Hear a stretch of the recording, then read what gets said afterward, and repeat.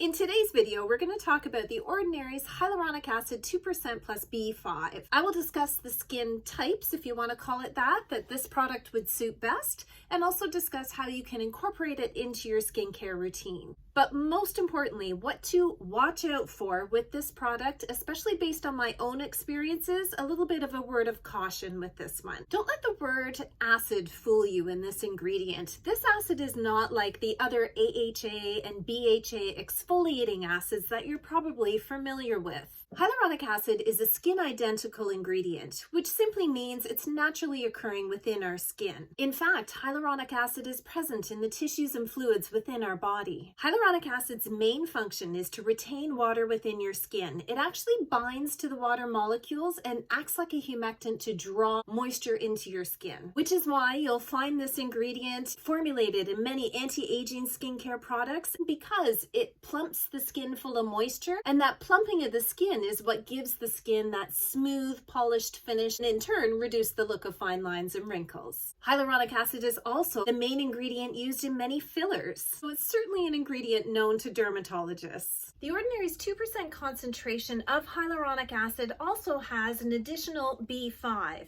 The B5 stands for panthenol. Panthenol is well known to boost hydration, so it's well suited to this formulation. The formulation of the Ordinary's hyaluronic acid is a multimolecular complex serum, which just means it's a variation between small, medium, and large molecule sizes. Larger molecule sizes have a hard time getting deep within the layers of the skin. For certain ingredients, it's very beneficial to have large molecule sizes. As someone with sensitive skin, certain things like acid exfoliations, I appreciate something like a lactic acid or a mandelic acid that has a larger molecule size so it doesn't cause as much irritation in the skin.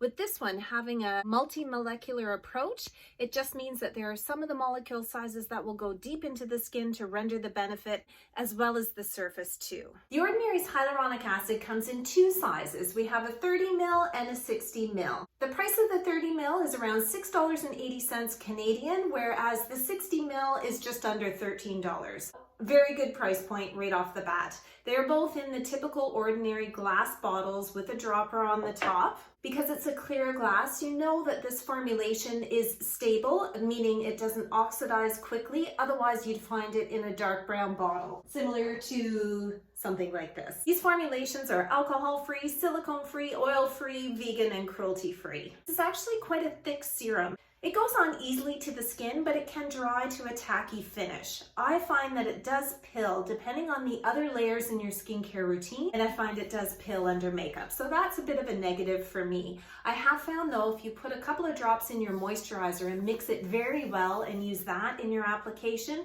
it helps to reduce the pilling. Word of caution, anytime you're mixing any ingredient with something else, to make sure it's very well mixed. You don't want to have something that's not mixed together very well and then you're applying the product on your face, but certain areas of your face have a larger concentration of the ingredient. Now for the word of caution. Hyaluronic acid, like I said, is known to draw moisture into the skin. It needs to have moisture to draw into the skin. That is why this serum is very well suited if you live in a hot, humid climate that has a lot of moisture in the air. This product will work to draw some of that moisture from the air and pull it into your skin. If you apply this product onto your skin and it doesn't have moisture externally to pull into the skin, it will go into the deeper layers of your skin and pull the moisture from there. So really, although it is very beneficial for hydration, it can also have the exact opposite effect by actually dehydrating your skin if the environmental conditions aren't right for it to do its job. I actually have an experience of this when I was trying to use this to help balance a damaged skin barrier. It was the winter months, I wasn't applying it correctly, and I found it definitely exacerbated the issue I was having on my face at the time. I've since tried it under different conditions and it's okay, but please know there are many people that have sensitivities to this product, and it could be the result of two different things. One, have a sensitivity to this product, or it's pulling the moisture out of your skin like I just explained, or two, perhaps you're using too much. Hyaluronic acid is formulated in many skincare products. It could be in your cleansers, toners, serums, moisturizers.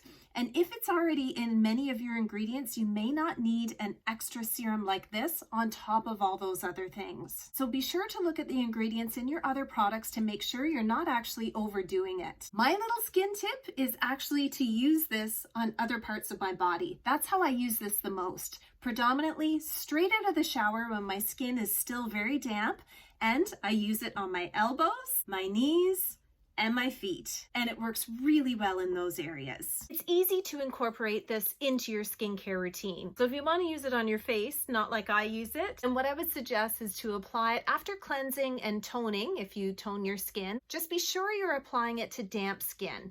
That ensures that the hyaluronic acid is working to pull that moisture into your skin. You can also mix it in with your moisturizer. Just be cautious, like I said, when you're mixing any two ingredients together. Really are no other contradictions with this one, so it mixes well with all other products in your skincare routine, so that is a bonus.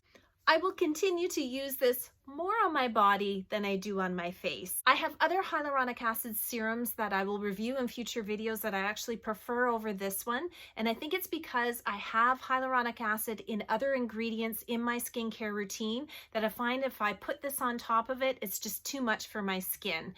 You can see I have sensitive skin. I'm having a little rosacea flare up here as we speak, so I have to be very cautious how I use something like this in my routine.